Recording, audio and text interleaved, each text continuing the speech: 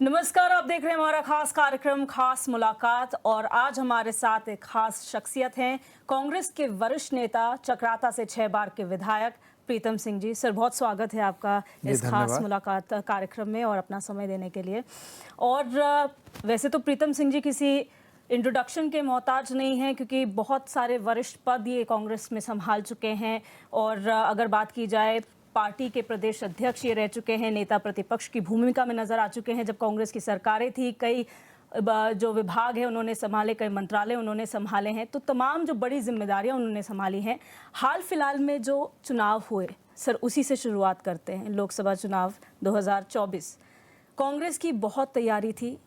ये कहा गया कि बड़े नेता चुनाव लड़ेंगे, क्योंकि आप टिहरी गढ़वाल से पहले चुनाव लड़ चुके थे। आखिर वजह क्या रही कि प्रीतम सिंह जी ने बैकआउट कर दिया, चुनाव नहीं लड़े? नहीं, देखिए, मैंने बहुत शुरुआती दौर में कह दिया था कि मैं इस लोकसभा चुनाव को नहीं लड़ पाऊंगा। इसके बहुत सारे कारण रहे, उन कारणों पर मैं नहीं जाना चाहूँगा। अंतोगत्वा मैं चुनाव नहीं लड़ा, लेकिन कांग्रेस जो है पूरी मजबूती के साथ चुनाव लड़ी। और जब हम चुनाव मैदान में जाते हैं तो हार जीत एक सिक्के के दो पहलू होते हैं। उत्तराखंड की जनता ने हमको विपक्ष की भूमिका अदा करने का अवसर दिया है। विपक्ष में रहते हुए हम सकारात्मक विपक्ष की भूमिका अदा करेंगे और हमारी ये कोशिश होगी, हमारा ये प्रयास होगा कि हम उत्तराखंड राज्य के लिए विकास की बात होगी तो विकास में सहभागिता निभाने का काम करेंगे।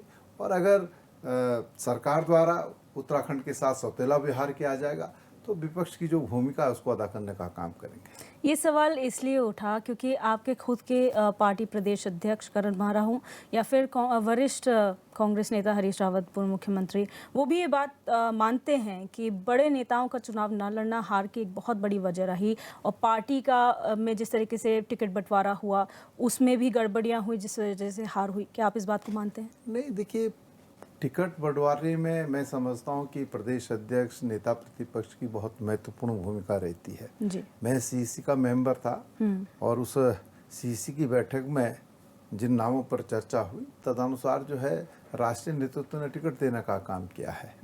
अब ये कहना कि वरिष्ठ नेता लड़ते, मैं तो बहुत शुरुआती दौर में मना कर चुका था जी। और जब मैंने मना कर दिया था तो स्वाभाविक बात है कि मैं चुनाव मैदान से जब हट चुका था तो लड़ने का कोई प्रश्न ही नहीं उठता था जी। अब प्रदेश अध्यक्ष जी ने कोई बयान दिया है, अब वो उनको बयान देने की स्वतंत्रता है, वो कह सकते हैं। जो उनको महसूस हुआ उस बात को उन्होंने कहा है। चक्राता की बात करें, चक्राता की जनता ने आपको असीम प्यार दिया है। आप एक पॉलिटिकल बैकग्राउंड से आते हैं और आपने वहाँ पर लोगों के लिए काम किया, लेकिन लोकसभा चुनाव में हमने ये देखा कि चक्राता के ही 12 से ऊपर गांव थे जिन्होंने वोट का बहिष्कार किया। बीजेपी ने आरोप लगाया कि आपने वहाँ पर लोगों की समस्याएं नहीं सुनी थी, मूलभूत सुविधाएं नहीं थी, इसलिए वहाँ पर बहिष्कार हुआ। और आपने अदरवाइज बीजेपी पर आरोप लगाया। क्या मानते, वजह क्या थी मूल? देखिए, मैंने कभी किसी पे कोई आरोप नहीं लगाया। ये सही बात है कि राजनीति मुझे विरासत में मिली जी। और हर 5 साल बाद हम परीक्षा देने का काम करते हैं जी।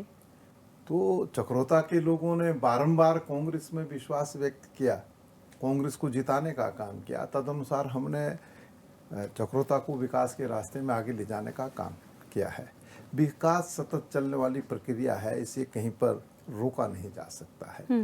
लोगों की मांग लगातार बढ़ती जाती है। पहले थी सड़क की मांग, उसके बाद उसको डामरीकरण की बात हुई, तो पहले सड़क बनी, डामरीकरण नहीं हो पाया। तो सारे काम अगर आप ये सोचें एक साथ हो जाए तो ये असंभव बात है। लेकिन चक्रोता के लोगों से मेरा कोई राजनीतिक रिश्ता नहीं है, मेरा पारिवारिक रिश्ता है और मैं उस रिश्ते को निभाने की जो है भरकस कोशिश कर रहा हूँ, प्रयास कर रहा हूँ।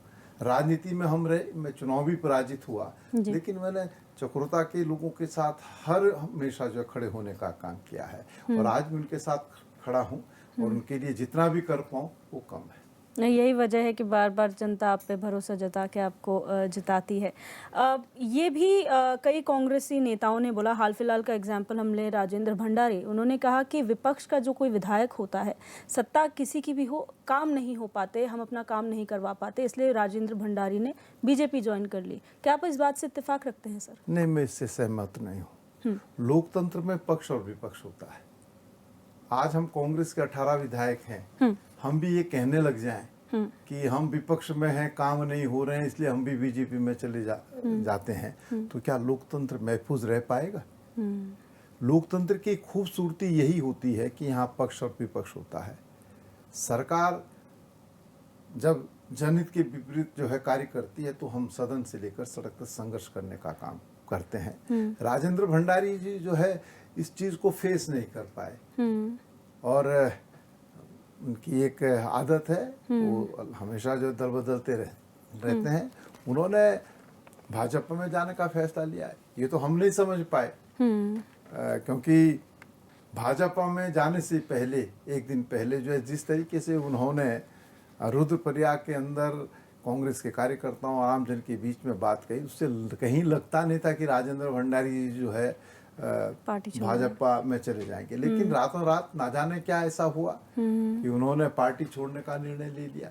अगर विकास नहीं हो रहा था तो मैं समझता हूँ कि उनको ये बात जब वो चुन कर के आए थे तब समझ लेना चाहिए था कि भाजपा की सरकार है, मैं भाजपा में चले जाता हूँ। लेकिन कहीं ना कहीं कुछ ना कुछ है, जो कहते हैं ना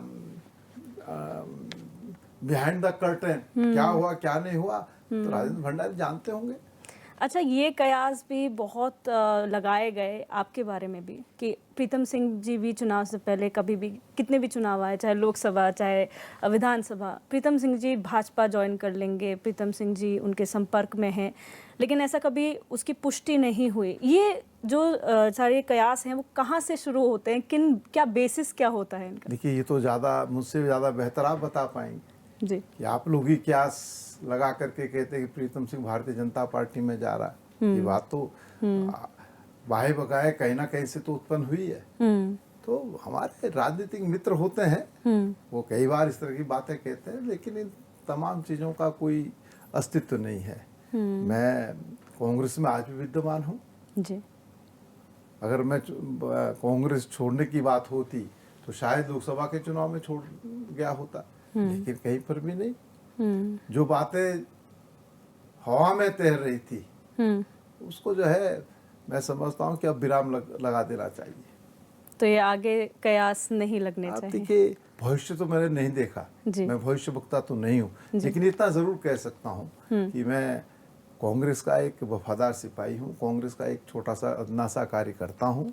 राष्ट्रीय नेतृत्व ने बारंबार जो है मुझे पुरस्कृत करने का काम भी किया है, और मैंने कोशिश की, प्रयास किया कि उस पर खरा उतरने का काम करूं। तो कांग्रेस को छोड़ने का तो मेरे जहन में कभी ये सवाल पैदा ही नहीं हुआ। अब न जाने किन लोगों ने किस आधार पर ये बातें कही, कोई ज्यादा बता सकेंगे। बिल्कुल। इसी चुनाव की बात करते हैं कि बहुत सारे कांग्रेस नेता अपने कार्यकर्ताओं के साथ बीजेपी में शामिल हुए। वजह क्या मानते हैं कि इतनी बड़ी संख्या में आपके नेता कार्यकर्ता आपको छोड़ के गए? उससे कहीं ना कहीं कमज़ोर तो होता ही है संगठन। ये सही बात है, जब परिवार से कोई आदमी बिछड़ता है या परिवार का कोई आदमी दूसरे राजनीतिक दल में चला जाता है तो उसे कमजोरी आती है। उसकी भरपाई करने में बहुत समय लगता है। बहुत सारे साथी गए हैं, अब वो तो वही बता पाएंगे जो गए, वो क्यों गए। लेकिन मैं समझता हूँ कि जो आने वाला समय है उसमें निश्चित रूप से परिवर्तन आएगा, और कांग्रेस फिर से मजबूती के साथ उत्तराखंड राज्य के अंदर खड़ी होगी, और 2027 की जो चुनौती हमारे सामने है उस चुनौती पर पार पाने का काम हम करेंगे। विपक्ष की भूमिका की बात करते हैं। आप लोगों ने पिछले कई समयों में इतना ऐसे मुद्दे उठाए, बेरोजगारी, महंगाई, ये तो मुद्दे थे ही। उसके बाद यूसीसी, जो सरकार ने निर्णय लिए उन पर कांग्रेस ने सवाल उठाने का काम किया है। यूसीसी का हालिया एग्जाम्पल इसलिए क्योंकि अब जल्द ही उसका ड्राफ्ट भी सार्वजनिक होने वाला है। कांग्रेस ने कहा कि हमसे ड्राफ्ट शेयर नहीं किया गया, आपको जब आमंत्रित किया गया आप लोगों ने उसका बहिष्कार किया। वजह क्या मानते हैं अपने उस बैठक में शामिल ना होने की और यूसीसी पे सवाल की? देखिए, क्योंकि मुझे, अगर मैं व्यक्तिगत रूप से प्रीतम सिंह की बात अगर आप कर रहे हैं तो विधायक होने के नाते मुझे किसी भी प्रकार का कोई निमंत्रण इस परिप्रेक्ष्य में नहीं मिला। ना हमसे कोई इस बात को कहा गया कि हम यूसीसी के ड्राफ्ट में अपनी बात कहने का काम करें। हो सकता है कि पार्टी फोरम पर जो है निमंत्रण मिला हो, और मैं समझता हूँ कि कांग्रेस पार्टी ने निश्चित रूप से अपने सुझाव भी देने का काम किया होगा। लेकिन जब ड्राफ्ट जो है विधानसभा के अंदर आया तो निश्चित रूप से हमने ड्राफ्ट में जो खामियां थी उन खामियों को जो है सदन के अंदर उजागर करने का काम किया। जी। अब यूसीसी जो विषय है, अब अजीबोगरीब स्थिति है इस देश के अंदर। एक प्रदेश के अंदर यूसीसी होगी, जब हम उत्तर प्रदेश की सीमा में जाएंगे तो यूसीसी नहीं होगी। अरे ये तो अगर यूसीसी लाने की बात हो रही थी तो डबल इंजन की सरकार को सोचना चाहिए था, पूरे देश के परिप्रेक्ष्य में ये बात करते। अजीबोगरीब स्थिति है, राज्य में चुनाव होते हैं तो देखते हैं किस चुनाव से हमको लाभ मिलेगा, तो उस चुनाव में यूसीसी का पासा फेंकने का काम करते हैं। आप देख लीजिए उत्तराखंड में भी यूसीसी का जो मामला आया, चुनाव घोषणा पत्र में नहीं था, लेकिन 2022 का चुनाव जब भाजपा परास्त होने की स्थिति में थी तब यूसीसी का पासा फेंका गया। इसी तरीके से गुजरात के अंदर देख लीजिए, वहां पे भी यूसीसी की बात हुई। तो भैया ये यूसीसी क्या राज्य स्तर पर लागू होगी?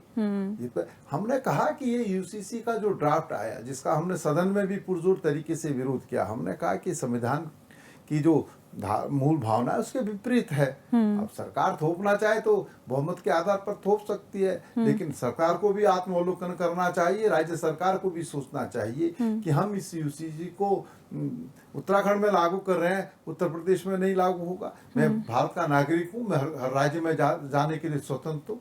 अगर मैं उत्तर प्रदेश में जाऊंगा तो मेरी स्थिति दूसरी होगी, उत्तराखंड में आऊंगा तो मेरी स्थिति दूसरी होगी। अगर मैं जो यूसीसी के प्रविधान उत्तराखंड में लागू हो रहे हैं उसके विपरीत अगर मैं उत्तर प्रदेश में रह करके कोई आचरण करता हूं तो मैं कैसे उत्तराखंड आने पर जो है उस पर मुझ पर लागू हो जाएगी यूसीसी? तो कोई ये नहीं है।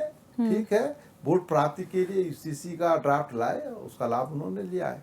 अच्छा, बात करें कांग्रेस की, देश की सबसे पुरानी पार्टी, सबसे बड़ा संगठन, और बीजेपी के आते ही आप लोग कहीं ना कहीं न्यूनतम स्तर पर अपने संगठन के तौर पर चले गए, राष्ट्र में हो या स्टेट में हो। क्या वजह मानते हैं? क्योंकि आप तो खुद भी चुनावों के समय पे ऑब्जर्वर रहे हैं। देखिए, राजनीति में उतार चढ़ाव होते रहते हैं। जब हम चुनाव मैदान में जाते हैं तो चुनाव मैदान में हार जीत एक सिक्के के दो पहलू होते हैं। कांग्रेस इतने लंबे समय से, जिसका जिक्र जो है डबल इंजन की सरकार भी लगातार करती रहती है कि 60 साल में क्या हुआ, 60 साल में क्या हुआ। आखिर देश के लोगों ने इतने लंबे समय तक कांग्रेस में विश्वास व्यक्त किया, कांग्रेस के जो है सरकार बनाने का मौका दिया, और कांग्रेस ने राष्ट्र के विकास में कोई कोर कसर नहीं छोड़ी। अब यही बीजेपी जिसका आप जिक्र कर रहे हैं कि वो इतनी बड़ी पार्टी है, उसकी शुरुआत कितने सांसदों से हुई थी?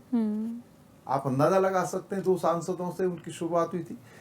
लेकिन चुनाव में जिस तरीके से भारतीय जनता पार्टी चुनाव जीतने के लिए हिंदू मुस्लिम सांप्रदायिकता का खेल खेलने का काम करती, 2024 के इस लोकसभा चुनाव में जो नारा देश के प्रधानमंत्री ने दिया था कि अब की बार 400 पार, वो 400 पार होता तो नहीं दिखा दिया। देश के लोगों ने जो है भाजपा को सबक सिखाने का काम किया और 243 पर रोक करके कहा कि इस देश के अंदर अहंकार नहीं चलेगा, ये देश जो है निश्चित रूप से संविधान के मुताबिक चलेगा, जो व्यवस्था है उसके मुताबिक चलेगा। उसको अगर तोड़ने का प्रयास होगा तो लोग जनमत के माध्यम से उस पर प्रहार करने का काम क्या करेंगे। और 2024 में आपके सामने कि लोगों ने प्रहार किया, और कांग्रेस जिसको कि सत्ता पक्ष के लोग ये समझ रहे थे कि कांग्रेस कहीं पर नहीं है जी, लोगों ने फिर से एक बार कांग्रेस के साथ खड़े होने का काम किया। वो कांग्रेस आज एक चुनौती के रूप में भाजपा के सामने खड़ी है। हम तो 60 साल तक रहे, इनको तो 10 साल में ही जो है कांग्रेस ने ये दिखाने का काम किया है, कांग्रेस के नेतृत्व ने ये दिखाने का काम किया है कि देश के संविधान के विपरीत अगर कार्य होगा, लोकतंत्र पर अगर प्रहार होगा, सांप्रदायिकता का खेल खेला जाएगा, तो निश्चित रूप से देश की जनता इसका माकूल जवाब देने का काम करेगी, और वो जवाब 2024 में दिखाई दे रहा है। बिल्कुल, ऐसे ही कुछ और राजनीतिक सवालों के साथ हम आगे भी ये कार्यक्रम जारी रखेंगे, लेकिन यहाँ वक्त हो चला एक छोटे से ब्रेक का। अब बने रहिए हमारे साथ। ब्रेक के बाद आप सभी का एक बार फिर से स्वागत है, और हमारे साथ मौजूद है कांग्रेस के वरिष्ठ नेता और चक्राता विधायक प्रीतम सिंह जी। सर, ब्रेक से पहले आपने जो तमाम सवाल थे उनका जवाब दिया, चुनाव से जुड़े हुए तमाम सवाल थे।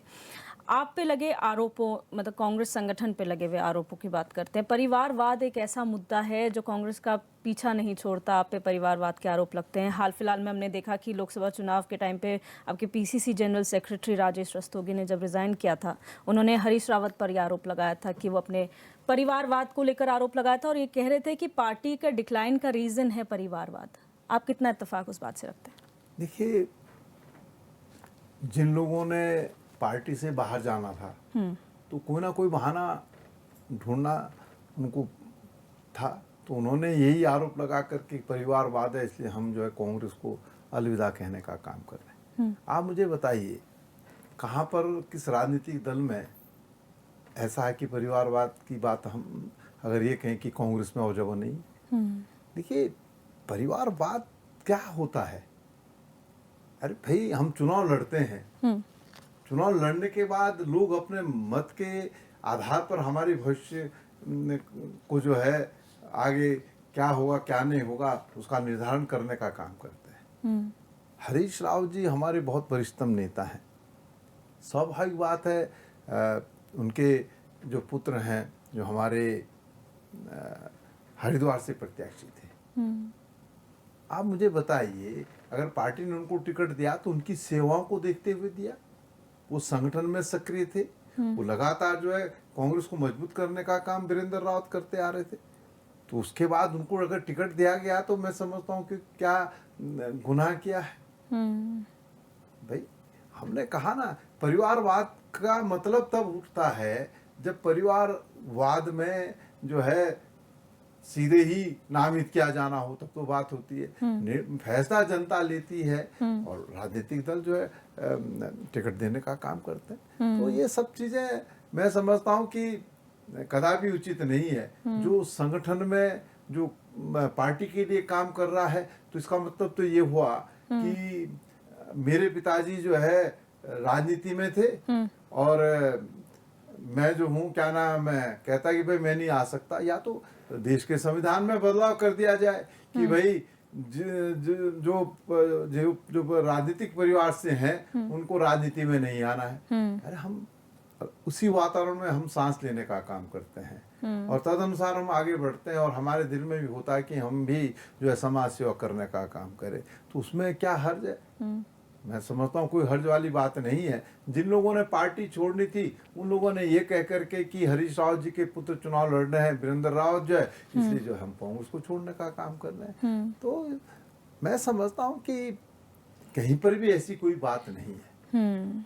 परिवारवाद वाली जैसी बात नहीं है। इस चुनाव में हमने देखा कि तमाम तरीके की बयानबाजियां हुई। आप लोगों का कार्यकाल भी याद कराया गया कि अगर आपने बीजेपी को किसी बात के लिए आरोपित किया तो उन्होंने उल्टा आप पे आरोप लगाया।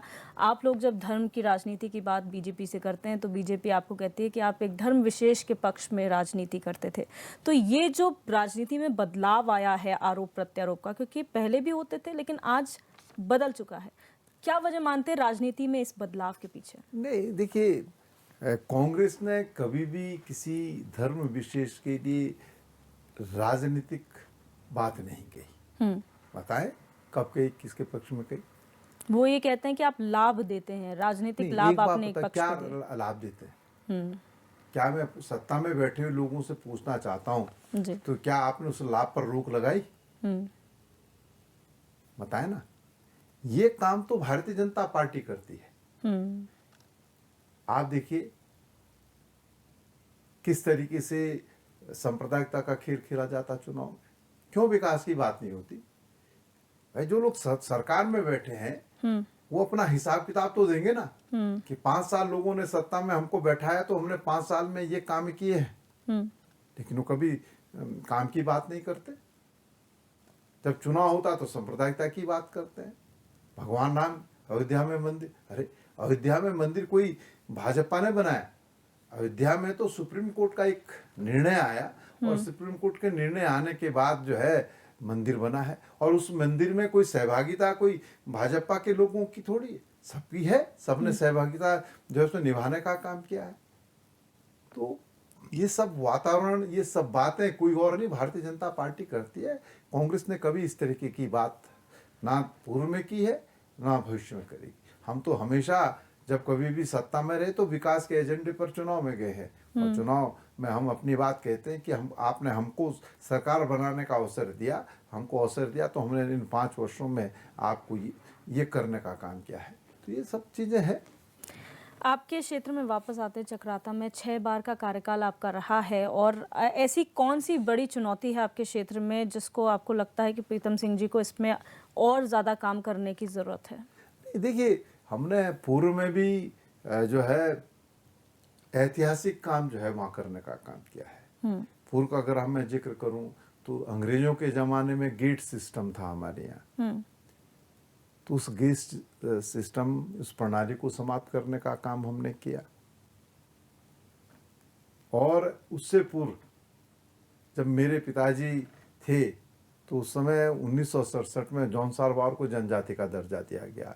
मैं समझता हूँ कि ऐतिहासिक जी। कार्य जो है जॉन सारवार के परिप्रेक्ष्य में हुआ है। उसके बाद हजारों हजार नौजवान साथियों को वहाँ रोजगार मिला। रोजगार मिलने के बाद वो देश और विदेश में भी अपनी सेवाएं देने का काम कर रहे हैं।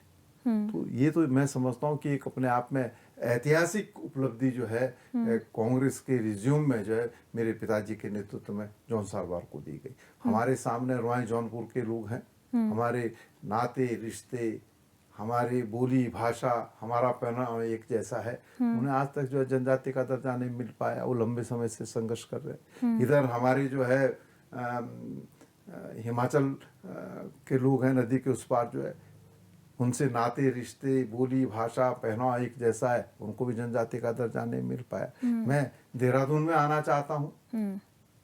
विकास नगर में बिनार का क्षेत्र है जहाँ हमारे नाते रिश्ते हैं, एक जैसी हमारी परिस्थितियाँ हैं। बिनार को जनजाति का दर्जा नहीं मिल पाया, हमको जनजाति का दर्जा मिला। तो मैं समझता हूँ बहुत बड़ी उपलब्धि जॉन सारवार के लिए है।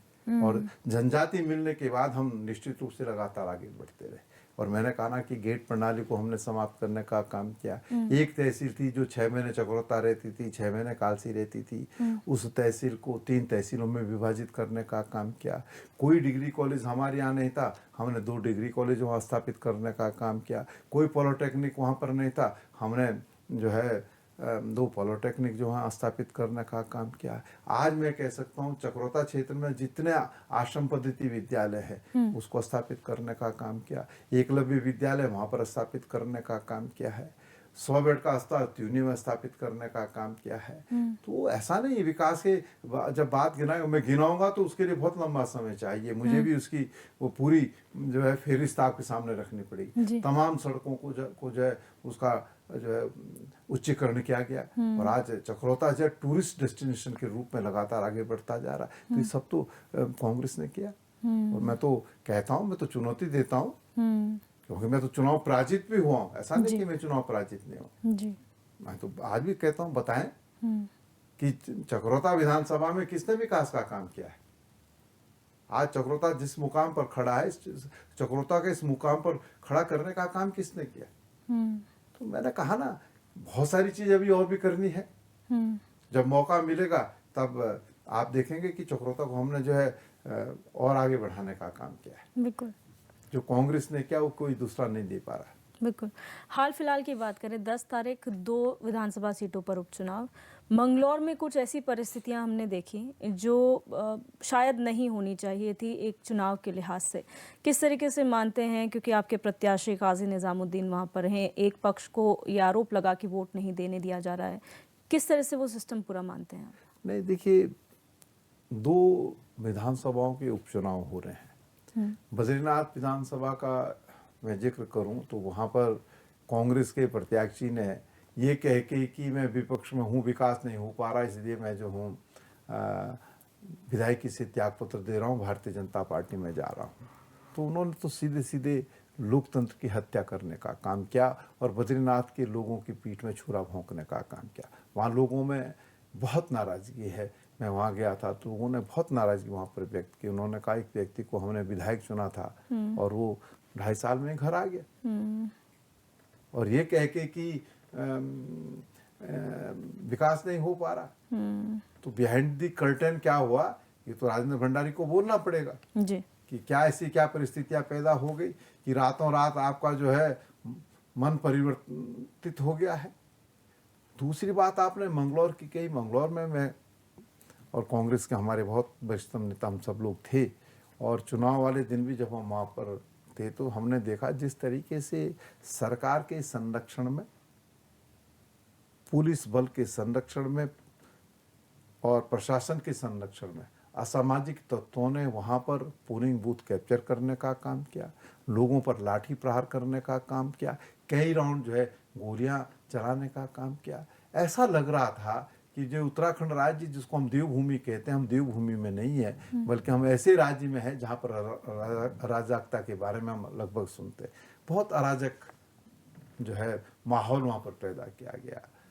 जाते जाते अब तो जितने चुनाव हैं, लोकसभा संपन्न हो चुका, उपचुनाव संपन्न हो चुका, अब आखिरी जो चुनाव है वो है आपका नगर पालिका, नगर निगम के जो चुनाव हैं, उसके लिए कांग्रेस की क्या तैयारी है? नहीं, देखिए, कांग्रेस हर चुनाव के लिए पूरी तरीके से तैयार है। हम पूरी मजबूती के साथ चुनाव लड़ने का काम करेंगे, लेकिन जो वक्त हमारे पास है, अब इस संघर्ष का दौर है। इस संघर्ष के दौर में जो है हम 2.5 साल में संघर्ष करते हुए सड़क पर जो लोगों के हितों की बात है उसको उजागर करने का काम करेंगे। आपके सामने हर चीज़ शीशे की तरह साफ है। सत्ता में बैठे हुए लोगों ने बेरोजगार साथियों को रोजगार देने का वादा किया था, रोजगार नहीं मिल पाया। आपके सामने है महंगाई को कम करने का वादा किया था, महंगाई नहीं हो पाई है। कानून व्यवस्था पूरी तरीके से ध्वस्त है। अंकिता भंडारी के परिप्रेक्ष्य में आपने देखा होगा, पूरा उत्तराखंड कह रहा है कि सीबीआई जांच होनी चाहिए, लेकिन सरकार सीबीआई जांच के लिए तैयार नहीं है। किसको बचाना चाहती है ये हम सरकार से बारंबार पूछ रहे हैं, लेकिन सरकार की तरफ से कोई जवाब इसका नहीं आ रहा। भ्रष्टाचार अपने चरम पर है।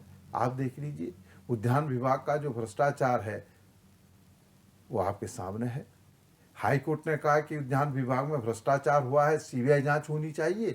राज्य सरकार जो है सुप्रीम कोर्ट जाती है कि सीबीआई जांच नहीं होनी चाहिए। क्यों नहीं होनी चाहिए सीबीआई जांच? किसको बचाना चाहती है सरकार, ये हम सरकार से पूछना चाहते हैं। निश्चित रूप से इसमें सरकार संलिप्त है, तभी तो उनको बचाने के लिए सरकार कार्य कर रही। भ्रष्टाचार अपने चरम पर है। खनन बेचने का काम सत्ता में बैठे हुए लोगों ने कर दिया है। आवकारी में आप देख लीजिए, जो नीति बनाई उस नीति के माध्यम से आपने पूरे प्रदेश के अंदर जो है शराब माफियाओं के हाथों में इस प्रदेश को बेचने का काम किया। किसान की आय दुगुना हुई। एक विषय तो मैं कहूँ, तमाम विषय हैं। इन तमाम विषयों को लेकर के कांग्रेस सड़क पर संघर्ष करेगी और 2027 में निश्चित रूप से कांग्रेस फिर से उत्तराखंड राज्य में कांग्रेस का परचम लहराने का काम करेगी। बहुत शुक्रिया सर, हमारे साथ जुड़ने के लिए, समय देने के लिए। तो ये थे प्रीतम सिंह, जिन्होंने बहुत साफगोई से, सरलता से हमारे तमाम सवालों के जवाब दिए हैं और किस तरीके से चक्राता विधानसभा, जो इनकी अपनी विधानसभा है, उसमें ये काम करते रहे हैं और आगे भी निरंतर किस तरह से काम करेंगे इन्होंने बताया। बहरहाल हमारे खास पेशकश, खास मुलाकात में बस इतना ही। आप देखते रहिए HNN 24/7, जुनून सच दिखाने का।